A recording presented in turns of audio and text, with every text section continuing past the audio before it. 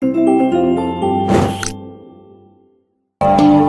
الله الرحمن الرحيم. السلام عليكم ورحمة الله وبركاته. صاحبة قيمة بدن كسو دوادا كانال كينا سوام يونيفيرس. مدو كوبان اينا هبدا كمقنين لكن هذا دي باين وصول لابناي حربنا اينا دردر جرين كانال كينا فلان لايك نوصار موقالة دينا سبسكرايب نوده سي اينو نقطة يرجلين مهسانيد. ما انتو حربا اينا موضوع عن كسو خاضرنو حكمة يريرا ونرش هذا حكا بدري دونه فايدن ولا daawasho wacan shimbir geed dul fadhida marnaba kama cabsato in laantu ay saaran tahay la jabto sababtoo ah kalsoonideeda ma ahan laanta balse waa baalasheeda had iyo jeer ku kalsoonaa nafsadaada qorax dhaca kaliya qorax dhaca halkan waxay qorax soo bax u tahay dhinaca kale adduunka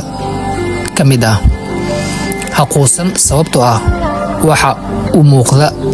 dhamaad ay xaqiiqdi ah bilow cusub yaani qoraxda markay dhacdo nolosha dhinac kale ay qoraxda ka jirtaa marka wax walba oo asleedahay oo dhamaadeen bilowgeed cusub ay diilaysan muhiim ma ahan inaad ka xanaaqdo wax dhabarkaaga laga yiri waayo hortaada lagama oran karo ha ku daalin inaad dhisato guri weyn oo aad ku noolaato laakiin ku dadaal inaad dhisato guri aad ku noolaato oo xasilooni ay ka dhaxiftiimayso akhlaaq wanaagsan iyo Allah ka cabsi leh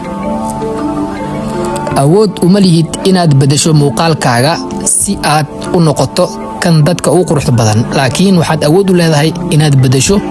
dhaqankaaga si aad u noqoto kan dadka ugu akhlaaqda wanaagsan noloshu waxay macno badan yeelataa marka aad garowsato xaqiiqda fudud ma ahan